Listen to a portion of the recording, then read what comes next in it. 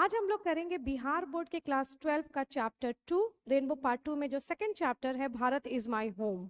ये pros section का आपका सेकंड चैप्टर है। भारत मेरा घर है। ये जो है ये एक्सट्रैक्ट यानी एक्सट्रैक्ट होता है किसी से निकाला हुआ। ठीक है, ये सार है, निष्कर्ष है। किस चीज का निष्कर्ष है? तो डॉक्टर जाकिर हुसैन जो कि हमारे थर्ड प्रेसिडेंट थे इंडिया के, जब वो चयनित हुए थे तो उस समय शपथ लिया जाता है ना, जब चयनित होते हैं प्रेसिडेंट। तो जब ये शपथ लिए थे प्रेसिडेंट के तौर पे, तो उस समय उन्होंने जो स्पीच दिया उसी का ये सार है। वहीं से ये लिया गया है, भारत इज माई होम। तो किसके द्वारा ये लिखा गया? राइटर का नाम आपके एग्जाम में आता है तो याद रखिएगा, डॉक्टर जाकिर हुसैन। डॉक्टर जाकिर हुसैन, इनका जन्म हुआ था 1897 में और इनका देहांत हुआ था 1969 में। प्रेसिडेंट कब चुने गए थे इंडिया के? ये तो 1967 में ये थर्ड प्रेसिडेंट थे। फर्स्ट प्रेसिडेंट तो आप सबको पता होगा, डॉक्टर राजेंद्र प्रसाद। सेकंड सर्वपल्ली राधाकृष्णन और थर्ड थे जाकिर हुसैन। ठीक है, तो चलिए पढ़ते हैं Bharat is my home.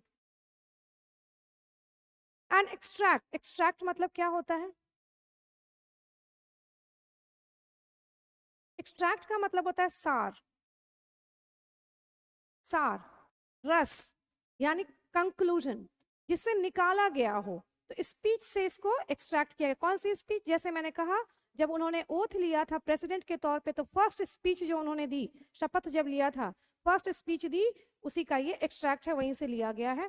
From the speech of doctor Zakir Hussain given in 1967 after taking the oath as the president of India। India के प्रेसिडेंट के तौर पे जब उन्होंने शपथ ली, उसके बाद इन दिस स्पीच, इस स्पीच में ही प्लेजेस, प्लेज का मतलब क्या होता है? संकल्प करना, संकल्प। खुद से वो संकल्प करते हैं, प्लेजेस हिमसेल्फ, खुद से वो संकल्प करते हैं to the service of the totality of India's culture. Culture मतलब संस्कृति। इंडिया की जो संस्कृति है ना, जो प्राचीनता से चली आ रही है, प्राचीन समय से चली आ रही है, उसकी पूर्णता की सेवा के प्रति, ठीक है, उसकी पूर्णता को वो, इंडिया के कल्चर की पूर्णता को वो बरकरार रखेंगे। ठीक है, उसके प्रति सेवारत रहेंगे, इसका वो संकल्प लेते हैं।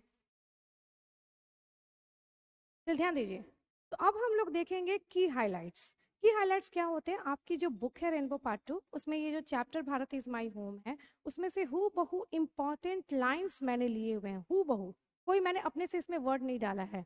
इससे क्या फायदा होगा? इंपॉर्टेंट लाइंस आपको तो एक तो पूरी किताब नहीं पढ़नी पड़ेगी, पूरी किताब नहीं पढ़नी पड़ेगी। और आपके एग्जाम में जो लॉन्ग आंसर क्वेश्चंस आते हैं ना, हु बहु लाइन, आपके प्रोज सेक्शन से हु बहु लाइन जो आपको दिया रहता है कि इसको एक्सप्लेन कीजिए, तो सारे इंपॉर्टेंट लाइंस मैंने आपको दे दिए हैं की हाइलाइट्स में। आप आराम से उसको एक्सप्लेन कर सकते हैं और इन्हीं से आपके शॉर्ट आंसर क्वेश्चंस भी निकल के आएंगे। वैसे तो हम लोग की हाइलाइट्स के बाद समरी भी पढ़ेंगे, उसके बाद शॉर्ट आंसर क्वेश्चंस और लॉन्ग आंसर क्वेश्चंस जो आपकी बुक में दिए हुए हैं वो सारा हम कवर करेंगे। लेकिन की हाइलाइट्स केवल पढ़ लेंगे अच्छे से ना, समझ लेंगे सारे लाइंस को, इंपॉर्टेंट लाइंस को, तो कोई भी आंसर हम आसानी से दे पाएंगे। तो ये हु बहु किताब से ली गई लाइंस हैं, इंपॉर्टेंट लाइंस। तो जरा ध्यान दीजिए, क्या कहते हैं वो? सबसे पहले वो कहते हैं आई मस्ट कन्फेस। कन्फेस का मतलब स्वीकार करना, तो मुझे अवश्य स्वीकार करना चाहिए, ठीक है, कि आई एम ओवरवेम्ड। ओवरवेम्ड मतलब अभिभूत हो जाना। जब बहुत खुशी आपको होती है ना, बहुत ज्यादा खुशी होती है, तो खुशी से आप सराबोर हो जाते हैं, अभिभूत हो जाते हैं, समझ गए? तो वो प्रेसिडेंट के तौर पर चुने गए हैं, ठीक है, हाईएस्ट पोजीशन होता है कंट्री में, तो उसके लिए चुने गए हैं। लोगों ने उनमें अपना विश्वास दिखाया है, तो इस विश्वास से वो क्या है, अपने आप को क्या मानते हैं? ओतप्रोत मानते हैं, अभिभूत मानते हैं। आई मस्ट कन्फेस, मुझे अवश्य स्वीकार करना चाहिए कि मैं जो हूँ अभिभूत हूँ। किससे? By the trust my people have placed in me. जो विश्वास मेरे लोगों ने मुझ में दिखाया है, बाई इलेक्टिंग मी, मेरा चुनाव करके, कहाँ चुनाव करके? To the highest office of the land, इस कंट्री के हाईएस्ट ऑफिस के लिए मुझे चुना है, हाईएस्ट पोजीशन के लिए चुना है। जो विश्वास उन लोगों ने मुझ में दिखाया है, उससे मैं अभिभूत हूँ।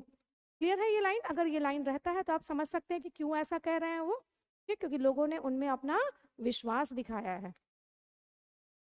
के बाद उनका कहना है, very important line, the past is not dead and static, इसलिए दूसरे कलर में मैंने इसको लिखा है। उनका कहना है कि जो पास्ट है ना, पास्ट इज नॉट डेड, ये डेड नहीं है, मृत नहीं है, और ना ही स्टैटिक मतलब स्थिर, ना ये मृत है और ना ही स्थिर है। तो मृत नहीं है पास्ट मतलब, मृत नहीं है मतलब ये जीवित है। क्या है ये, क्या है ये, अलाइव मतलब जीवित है, और डायनामिक मतलब स्थिर का ऑपोजिट क्या होगा, चंचल है। पास्ट बदलते रहता है।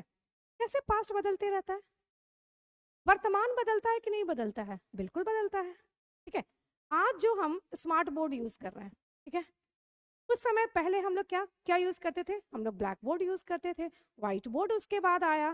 तो चेंज हो रहा है कि नहीं हो रहा है, हो रहा है ना। ऐसा थोड़ी है कि अब वही जमाना है, हम लोग ब्लैक बोर्ड ही यूज कर रहे हैं, व्हाइट बोर्ड ही यूज कर रहे हैं। तो पास्ट जो है ना, ये चेंज होते रहता है, क्योंकि वर्तमान हमारा बदल रहा है, वर्तमान हमारा बदल रहा है, और वर्तमान ही पास्ट बनता है ना। जैसे जैसे हम वर्तमान में आगे बढ़ते हैं, पीछे की चीजें पास्ट होती जाती हैं कि नहीं। आज मैं पढ़ा रही हूँ, अगर कल की बात करूँ मैं, आने वाले कल की, तो आज का ये दिन पास्ट हो जाएगा कि नहीं हो जाएगा, हो जाएगा ना। तो चीजें बदलती रहती हैं। तो यही कहा जा रहा है, उन्होंने कहा है कि पास्ट जो है वो मृत नहीं समझिएगा, कि पास्ट मृत नहीं है, मृत नहीं है, ये क्या है, जीवित है, और ना ही ये स्थिर है। स्थिर नहीं है तो पास्ट क्या है फिर, पास्ट स्थिर भी नहीं है, क्या है, चेंजिंग है, डायनामिक है। डायनामिक का मतलब क्या होता है, परिवर्तनशील, परिवर्तन, ठीक है, एंड इज इन्वॉल्व, और पास्ट जो है वो इन्वॉल्व है, सम्मिलित है किसमें, इन डिटर्मिनिंग, डिटर्मिन मतलब सुनिश्चित करना, फाइंड आउट करना, क्या, क्वालिटी ऑफ आवर प्रेजेंट, कि हमारे प्रेजेंट की, वर्तमान की क्वालिटी कैसी होगी, और प्रॉस्पेक्ट्स, संभावनाएं, वर्ड्स के मीनिंग याद रहने चाहिए आपको, इंपॉर्टेंट है। संभावनाएं, हमारे फ्यूचर की क्या संभावनाएं होंगी, ये हमारा पास्ट डिटरमिन करता है कि हमारा प्रेजेंट का क्वालिटी कैसा होगा। ठीक है, हमारी प्रेजेंट का क्वालिटी। अब पास्ट में जो कल्चर, किसकी बात कर रहे हैं जरा ध्यान दीजिएगा, पास्ट से जो हम लोग कल्चर एक्वायर किए हैं, जो संस्कृति हमको मिली है, विरासत के रूप में जो संस्कृति हमें मिली है, हमारे पूर्वजों ने जो संस्कृति हमें दी है, ठीक है, वही डिटरमिन करेगा ना कि आज हम कैसे जी रहे हैं, जीवन यापन कैसे कर रहे हैं, मोरालिटी के बेसिस पर कर रहे हैं कि इमोरालिटी पर कर रहे हैं, किन चीज़ों पर ज़्यादा ध्यान दे रहे हैं, ये सब कौन डिटरमिन करेगा, पास्ट। आज का वर्तमान भी डिटरमिन करेगा, और फ्यूचर की हमारी क्या संभावनाएं हैं वो भी डिटरमिन करेगा। समझ रहे हैं, जैसे कहते हैं ना कि बच्चों को संस्कार दिए जाते हैं, तो उनसे उनका वर्तमान भी सुधरता है और भविष्य भी सुधरता है। तो ये सब काम कब किया जाता है, बचपन में ही, पास्ट में ही। समझ रहे हैं, तो पास्ट डिटरमिन करेगा हमारा प्रेजेंट, और पास्ट ही डिटरमिन करेगा हमारा फ्यूचर, की फ्यूचर की क्या संभावना है, हमारे ग्रोथ की क्या संभावना है, हमारे देश के डेवलपमेंट की क्या संभावना है। बोलिए, समझ में आया। तो ऐसे क्वेश्चन आ सकता है, the past is not dead and static, what does doctor Zakir Hussain mean by this statement. इस स्टेटमेंट से वो क्या कहना चाहते हैं, तो आप कह सकते हैं, इस स्टेटमेंट से उनका कहना है कि पास्ट जो है वो डेड नहीं है, it's not dead, it's alive, it's alive and it's dynamic, परिवर्तनशील है, पास्ट बदलते रहता है, और ये जो पास्ट है वो डिटरमिन करता है हमारे प्रेजेंट की क्वालिटी और भविष्य की संभावनाएं, कि हमारे वर्तमान की क्वालिटी क्या होगी और हमारे भविष्य की संभावनाएं क्या होंगी, ये पास्ट ही डिटरमिन करता है। तो इतना आपको लिखना पड़ेगा। अगर शॉर्ट आंसर में आता है तो 40-50 वर्ड्स में 2 मार्क्स का आता है, वो लिखना पड़ेगा आपको। ठीक है, चलिए ध्यान दीजिए आगे। आगे देखिए वो क्या कहते हैं, आई देयरफॉर, मैं इसलिए, प्लेज माई सेल्फ, प्लेज का मतलब क्या बताया मैंने, संकल्प करना। तो मैं, ध्यान दीजिएगा,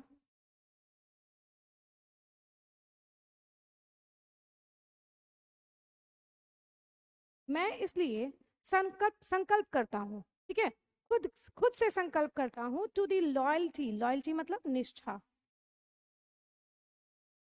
ऑफ आर पास्ट कल्चर, मतलब जो हमारा पास्ट कल्चर है, जो हमें विरासत में मिली है, इतना महान कल्चर हमारा रहा है, ठीक है, सबसे उत्तम कल्चर रहा है, उसके प्रति मैं क्या रहूंगा, निष्ठावान रहूंगा, इसका मैं संकल्प लेता हूँ। From wheresoever, where मतलब जहां, अगर सेंटेंस के बीच में आया तो, स्टार्टिंग में आएगा तो कहाँ हो जाएगा, जहां से भी, इट मे हैव कम, कहीं से भी ये कल्चर आया हो, मैं इसके प्रति निष्ठा रखूंगा। And by whom so ever,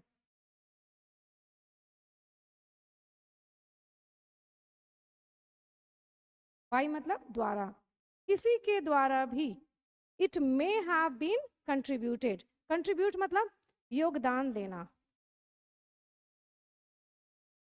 तो किसी के द्वारा भी ये योगदान के रूप में दिया गया हो, या कहीं से भी ये लाया गया हो, जहां कहीं से भी ये लाया गया हो, मैं क्या लाया गया हो, हमारा पास्ट कल्चर जो भी लेके आया हो, ठीक है, किसी के द्वारा भी लाया गया हो या जहां से भी लाया गया हो, मैं इसके प्रति निष्ठावान रहूंगा, इस बात का मैं संकल्प लेता हूँ।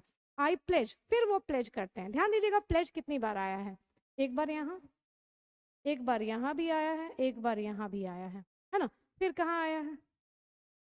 यानी आपका क्वेश्चन क्या बन सकता है शॉर्ट आंसर में, कि डॉक्टर जाकिर हुसैन क्या प्लेज करते हैं, ठीक है, तो उसके जवाब आपके कितने सारे हो जाएंगे। पहला तो यहाँ पर point number 1, loyalty of our past culture, ठीक है, क्या प्लेज करते हैं, loyalty to past culture, past culture के प्रति निष्ठा की वो क्या करते हैं, संकल्प लेते हैं। पहला, I pledge myself to the service of the totality to my country's culture, अपने देश के कल्चर संस्कृति की पूर्णता के प्रति, स्टार्टिंग में भी मैंने बताया था, पूर्णता के प्रति मैं सेवारत रहूंगा, इसका भी मैं प्लेज करता हूँ, संकल्प लेता हूँ। इसके अलावा I pledge my loyalty, loyalty to my country, अपने देश के प्रति मैं निष्ठावान रहूंगा, ना केवल loyalty of our past culture, loyalty to our past culture केवल नहीं, केवल पास्ट कल्चर के प्रति लॉयल नहीं, अपने देश के प्रति भी मैं लॉयल रहूंगा, इसका भी मैं प्लेज करता हूँ। 2 प्लेज हो गए। तीसरा प्लेज ध्यान दीजिएगा, के प्रति मैं निष्ठावान रहूंगा, देश के प्रति, इररेस्पेक्टिव ऑफ, इररेस्पेक्टिव मतलब बिना परवाह किए, ठीक है, या बिना विचार किए, बिना किसी रिलीजन का, धर्म का या भाषा का, बिना किसी धर्म या भाषा की, धर्म या भाषा की परवाह किए बिना मैं क्या रहूंगा, अपने देश के प्रति निष्ठा रखूंगा, चाहे कोई व्यक्ति किसी भी धर्म का हो या किसी भी भाषा को बोलता हो, मैं क्या रहूंगा, अपने देश के प्रति निष्ठावान रहूंगा। इसके अलावा क्या कहते हैं, I pledge myself to work for its strength, अपने देश की मजबूती और इसके प्रोग्रेस के लिए मैं काम करूंगा, इसके लिए भी मैं संकल्प लेता हूं। तीसरा प्लेज क्या है उनका, तीसरा प्लेज क्या है, to work for, to work for its मतलब country strength and progress, and और किस चीज के लिए काम करना, for the welfare of its people, यहाँ के लोगों की भलाई के लिए काम करूंगा, इसकी भी शपथ लेता हूँ, प्लेज लेता हूँ, संकल्प लेता हूँ। विदाउट डिस्टिंक्शन, डिस्टिंक्शन मतलब भेदभाव, बिना भेदभाव किए, जाति का भेदभाव हो, चाहे कलर का भेदभाव हो, क्रीड मतलब पंथ, चाहे पंथ का भेदभाव हो, ठीक है, किसी भी चीज की विचार किए बगैर, भेदभाव किए बगैर, ठीक है, किसी का भेदभाव मैं नहीं करूंगा, मैं अपने देश के लोगों के लिए क्या करूंगा, वेलफेयर, उनकी भलाई करूंगा, इसका मैं शपथ लेता हूँ। तो क्या क्या प्लेज किया उन्होंने, 3 चीजें, पहला बताइए, loyalty to our past culture, एक हो गया। दूसरा पॉइंट, दूसरा पॉइंट क्या हुआ, लॉयल्टी टू कंट्री, है ना, यहाँ पर देखिए, past culture, loyalty to my country, देश के प्रति लॉयल रहूंगा बिना विचार किए रिलीजन का और लैंग्वेज का। और तीसरा, प्लेज टू वर्क, काम करूंगा, लॉयल तो रहूंगा ही, केवल लॉयल नहीं, काम भी करूंगा अपने देश की मजबूती, स्ट्रेंथ के लिए और प्रोग्रेस के लिए। और किस चीज के लिए काम करूंगा, लोगों के वेलफेयर के लिए, उनकी भलाई के लिए। बोले समझ में आया उनका प्लेज, 3 पॉइंट्स में लिख लेंगे आप, शॉर्ट आंसर में आएगा तो, लॉन्ग में भी कोई भी लाइन दे देगा, 2 लाइन तो लिख सकते हैं आप।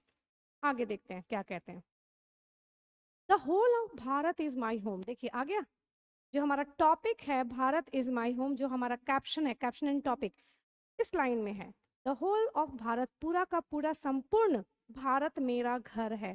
जाकिर हुसैन क्या कहते हैं, हमारे एक्स प्रेसिडेंट क्या कहते हैं कि पूरा भारत जो है वो मेरा घर है और इसके लोग जो है वो मेरी फैमिली है। तो ऑब्वियस है ना, भारत जब घर है तो इसके लोग क्या हो जाएंगे, इसके लोग मेरी फैमिली हो जाएंगे, ठीक है। The people have chosen to make me, लोगों ने चुना है मुझे क्या बनाने के लिए? The head of this family for a certain time, कुछ निश्चित समय के लिए लोगों ने मुझे चुना है इस बड़ी फैमिली का, जो भारत मेरी फैमिली है उसका क्या चुना है लोगों ने? मुझे हेड चुना है कुछ समय के लिए। राष्ट्रपति का शासनकाल कितने साल का होता है? 5 years होता है ना। तो कुछ निश्चित समय के लिए लोगों ने मुझे इस फैमिली का हेड चुना है, ठीक है। It shall be my earnest endeavour, ठीक है। अर्नेस्ट मतलब सच्चा, एंडेवर मतलब प्रयास, यह मेरा सच्चा प्रयास रहेगा, ठीक है। To seek to make this home strong and beautiful, क्या पूरा प्रयास रहेगा? मेरा सच्चा प्रयास क्या रहेगा? इस घर को मजबूत और सुंदर बनाना, ये मेरा प्रयास रहेगा। और वर्दी होम, वर्दी मतलब लायक, और क्या प्रयास रहेगा? कैसा घर बनाना? तो एक लायक घर, इस देश को मैं एक लायक घर बनाऊंगा। किसके लिए? फॉर ग्रेट पीपल, महान लोगों के लिए एक लायक घर बनाऊंगा। इस देश को रहने की जगह, उनके रहने के लिए लायक जगह बनाऊंगा, ऐसे महान लोगों के लिए जो एंगेज्ड हैं, व्यस्त हैं किस चीज में? इन द फैसिनेटिंग मतलब आकर्षक, जो एंगेज हैं, ऐसे लोग, महान लोग जो आकर्षक कार्य में एंगेज हैं। कौन से आकर्षक कार्य की बात हो रही है? बिल्डिंग अप अ जस्ट यानी न्यायपूर्ण, प्रॉस्पेरस, प्रॉस्पेरस का मतलब समृद्ध, और ग्रेसफुल मतलब सुंदर। न्यायपूर्ण, समृद्ध और सुंदर जीवन, सुंदर जीवन देने के लिए, जो बनाने के लिए, देने के लिए जो आकर्षक कार्य कर रहे हैं महान लोग, महान लोग जो आकर्षक इतना बड़ा काम कर रहे हैं, इतना फैसिनेटिंग काम कर रहे हैं।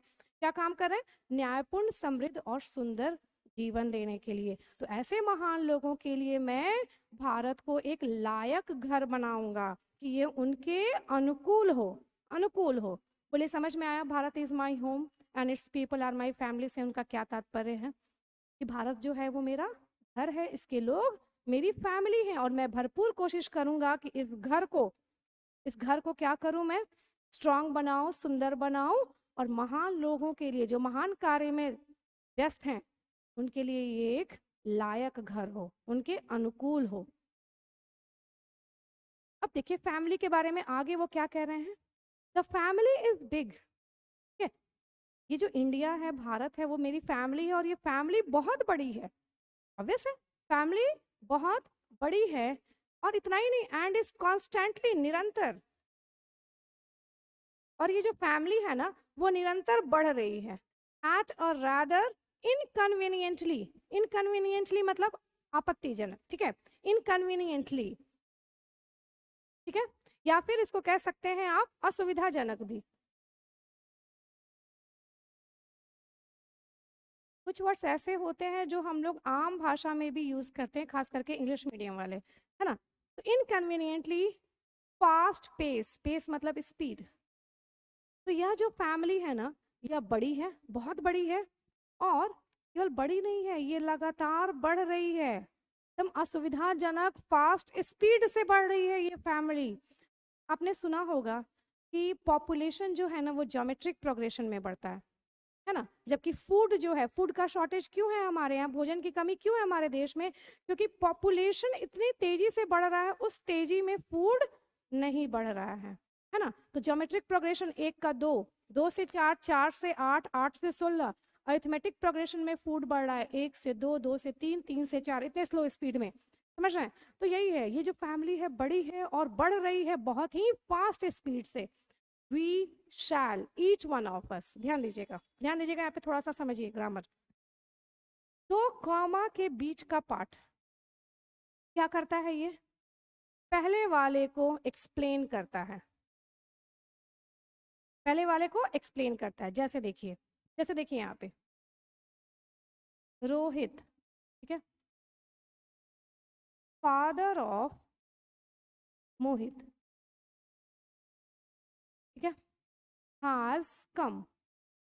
तो कोई बच्चा कहेगा कि मैम यहाँ पे रोहित भी आया और फादर ऑफ मोहित भी आया, 2 लोग आए। तो मैं कहूंगी नहीं, 2 लोग यहाँ नहीं आए, यहाँ एक ही पर्सन की बात हो रही है, रोहित की, क्योंकि मैंने अभी क्या कहा, दो कॉमा के बीच का पार्ट जो होता है वो इसको एक्सप्लेन करता है। यानी रोहित कौन, जो मोहित का फादर है, तो रोहित ही ना आया है, तो ऐसे कनेक्ट करते हैं वर्ब से, रोहित हैज कम। कौन रोहित, तो फादर ऑफ मोहित। समझ में आई बात? तो चलिए इसको भी ऐसे ही समझते हैं हम लोग।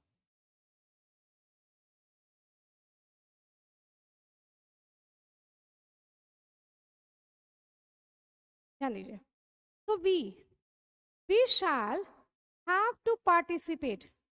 वी शैल कौन, हम लोग कौन, each one of us, each one of us, किसके लिए, वी के लिए आया ये, ठीक है, समझ रहे हैं? तो हम में से हर एक, हम में से हर एक को क्या करना होगा, हैव टू पार्टिसिपेट, पार्टिसिपेट करना होगा, हिस्सा लेना होगा, हिस्सा लेना होगा, अनस्पैरिंगली, अनस्पैरिंगली मतलब बेरहमी से या सख्ती से,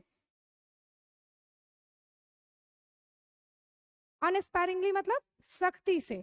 तो हम सबको यानी हर एक को, जो पॉपुलेशन है उसमें से हर एक को पार्टिसिपेट करना होगा, हिस्सा लेना होगा सख्ती से, इन बिल्डिंग, किस चीज में हिस्सा लेना होगा, बनाने में इंडिया का न्यू लाइफ, इंडिया को नया जीवन देने के लिए हम सबको पार्टिसिपेट करना होगा। ये एक व्यक्ति के वश की बात नहीं है, इसमें सबको हिस्सा लेना होगा और एकदम सख्ती से हिस्सा लेना होगा, कह रहे हैं।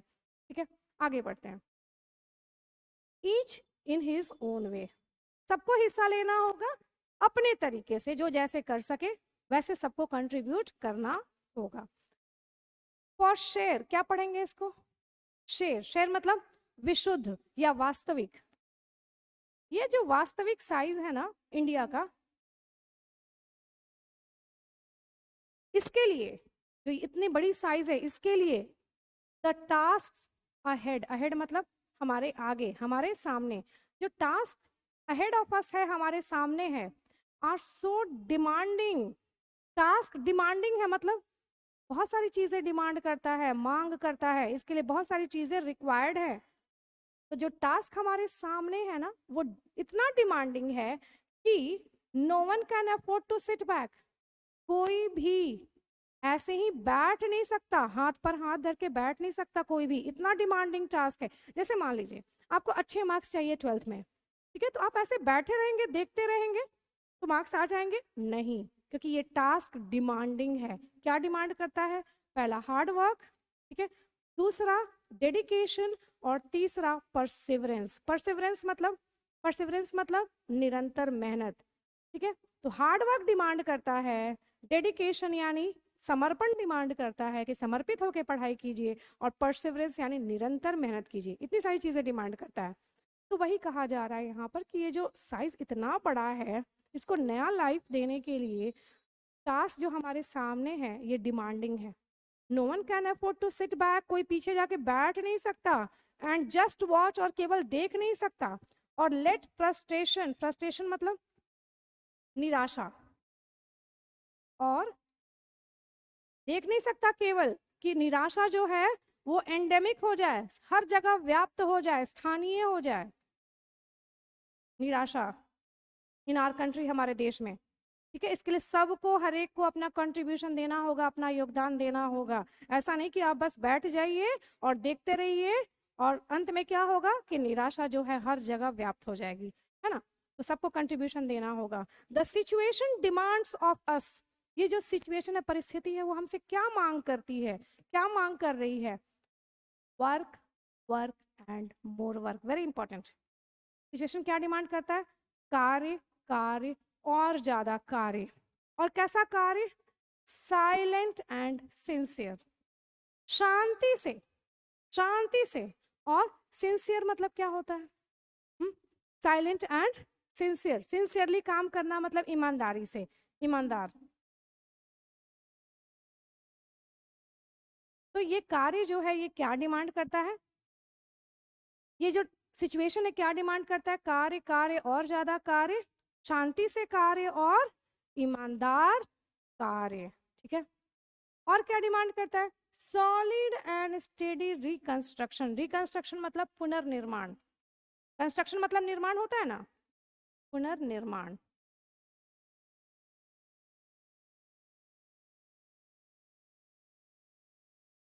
पुनर्निर्माण, एक second.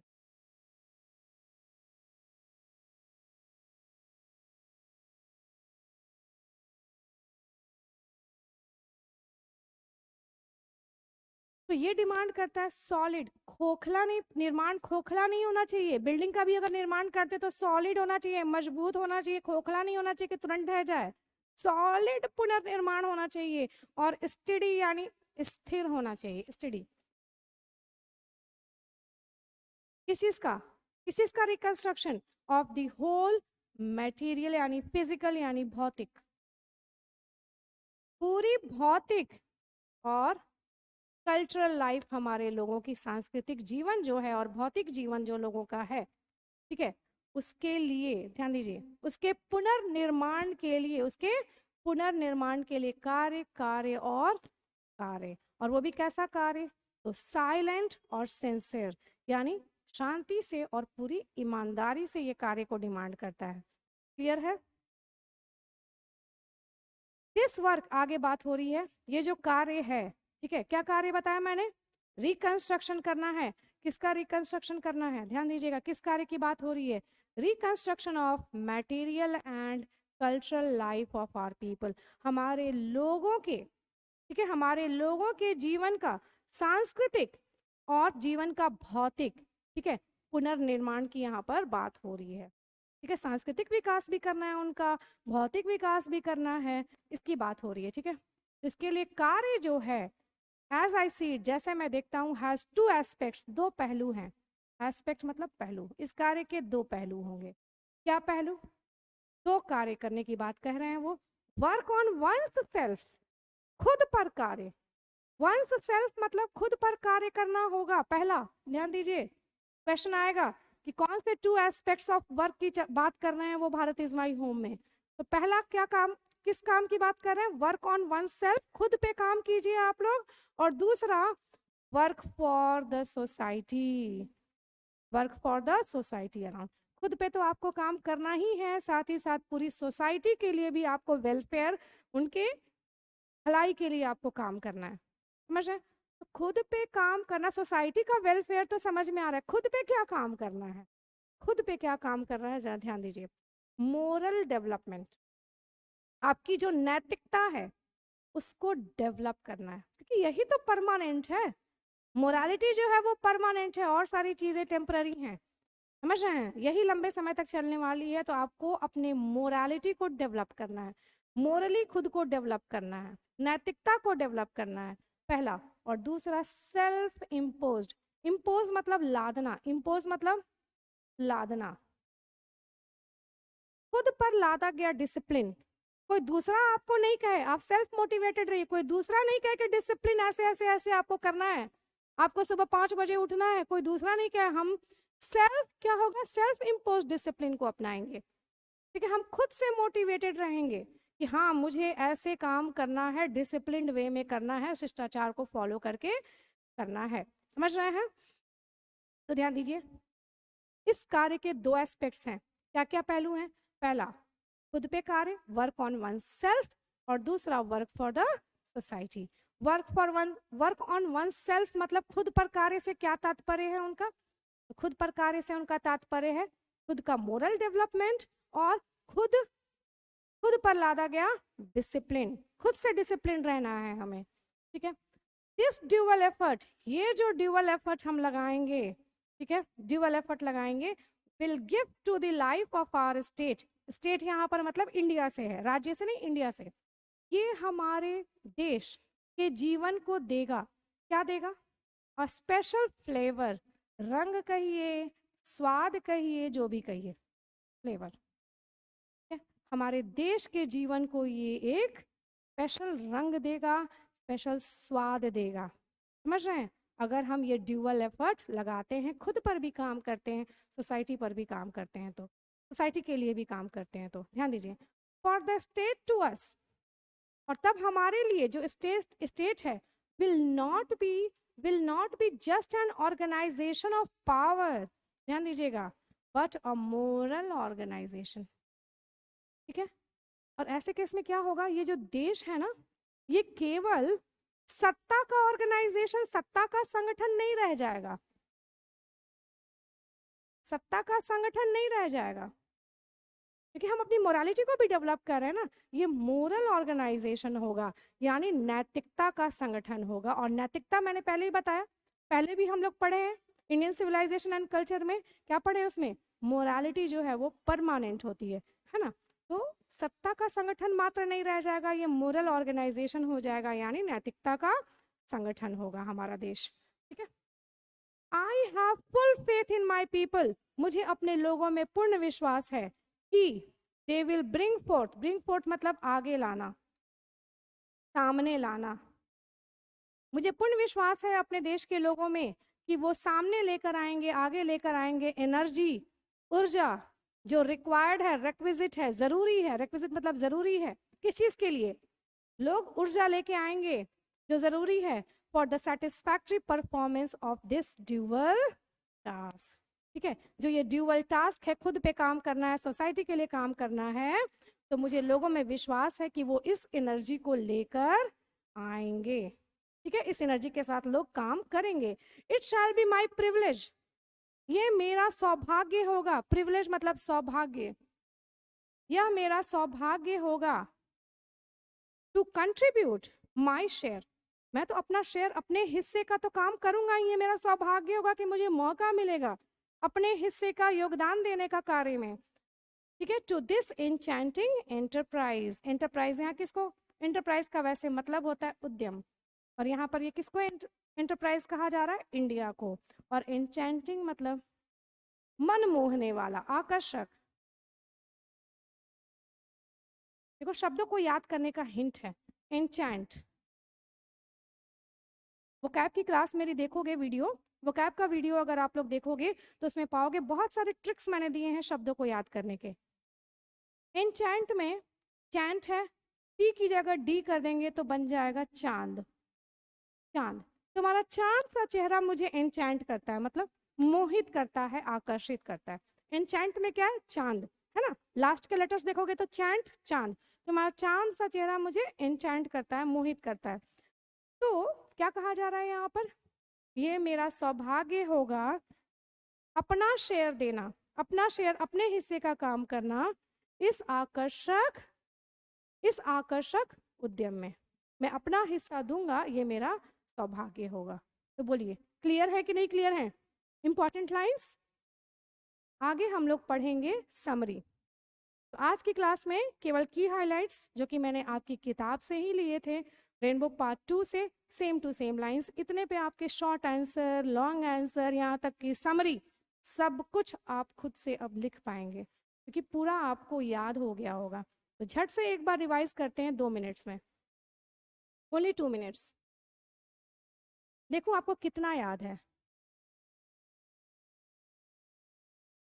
Bharat is my home क्या है, डॉक्टर जाकिर हुसैन ने जो 1967 में जब वो चयनित हुए थे प्रेसिडेंट ऑफ इंडिया के रूप में, तो उस समय जो स्पीच दी थी, पहली स्पीच प्रेसिडेंट के तौर पे, तो उसमें से लिया गया ये सार है, एक्सट्रैक्ट मतलब सार, इसका हिस्सा है ये। और इस स्पीच में वो क्या कर रहे हैं, संकल्प ले रहे हैं। किस चीज का संकल्प ले रहे हैं, कि मैं अपने इंडिया के कल्चर की संपूर्णता के प्रति सदा क्या रहूंगा, सेवारत रहूंगा, इसका वो संकल्प लेते हैं। इसके कल्चर को बरकरार रखूंगा, उसका ग्रोथ करूंगा। आई मस्ट कन्फेस दैट, ये समझ में आया ये लाइन। वो क्या कन्फेस कर रहे हैं, कि लोगों ने मुझे चयनित करके जो भी मुझ में विश्वास दर्शाया है, ठीक है, उससे मैं अभिभूत हूं। आगे कहते हैं पास्ट डेड नहीं है, ये अलाइव है, अलाइव है, ये स्थिर नहीं है, ये परिवर्तनशील है। और ये जो पास्ट है ना, यही डिटरमिन करता है, सुनिश्चित करता है हमारे प्रेजेंट की क्वालिटी कैसी होगी और हमारा फ्यूचर, हमारे फ्यूचर की संभावनाएं क्या है। जो पास्ट में हमारे बीज बोए गए हैं वही तो आगे पौधे बनेंगे, वही हमारा प्रेजेंट डिटरमिन करेगा और वही हमारा फ्यूचर डिटरमिन करेगा। आगे वो क्या बोलते हैं, फटाफट रिवाइज कर रहे हैं हम लोग, ध्यान दीजिएगा। इसलिए मैं प्लेज करता हूँ, इसमें किस चीज की बात हो रही है, क्या आप प्लेज करते हैं, क्या संकल्प लेते हैं। अगर ये क्वेश्चन आएगा तो 3 चीजों का आप मेंशन कीजिएगा, 3 चीजों को। किस चीज का संकल्प लेते हैं, loyalty to our past culture. देखो बुक में ऑफ लिखा हुआ था, मैंने सेम टू सेम, चूंकि बुक की लाइन दी हुई है इसलिए यहाँ पर भी ऑफ है।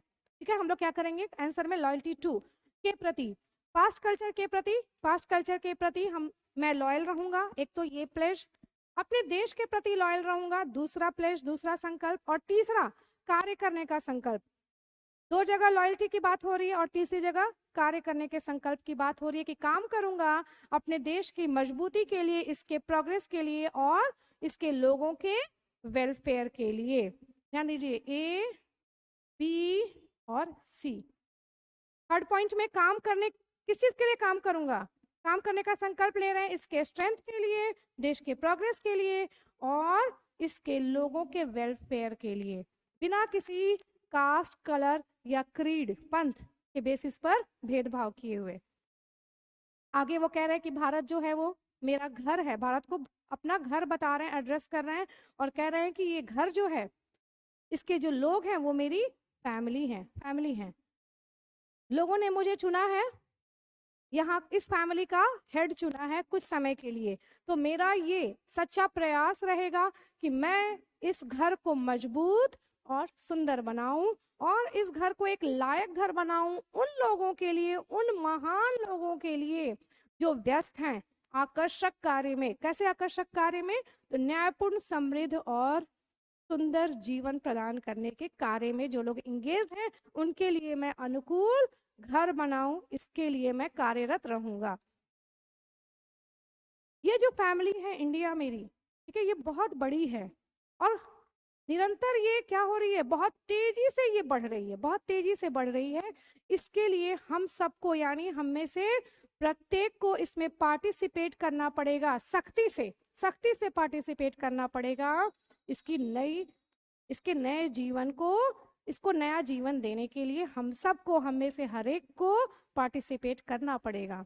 एक से काम नहीं चलेगा, सबको पार्टिसिपेट करना पड़ेगा, क्योंकि वास्तविक साइज को अगर देखें हम तो ये टास्क जो हमारे सामने है ना, ये बहुत ही डिमांडिंग है, बहुत ही मांग करने वाला है क्या, और इतना डिमांडिंग कार्य है कि कोई भी बस ऐसे बैठ के केवल देख नहीं सकता, जस्ट वॉच, तो sit back and just watch, देख नहीं सकता और कि निराशा आ जाए और चारों तरफ क्या हो जाए, फैल जाए, स्थानीय हो जाए हमारे देश में। ये जो सिचुएशन है, परिस्थिति है, डिमांड करती है हमसे कार्य, कार्य और ज्यादा कार्य। केवल बैठ के देखना नहीं, हमें कार्य करना है, कार्य करना है, शांति से कार्य करना है, पूरी ईमानदारी से कार्य करना है।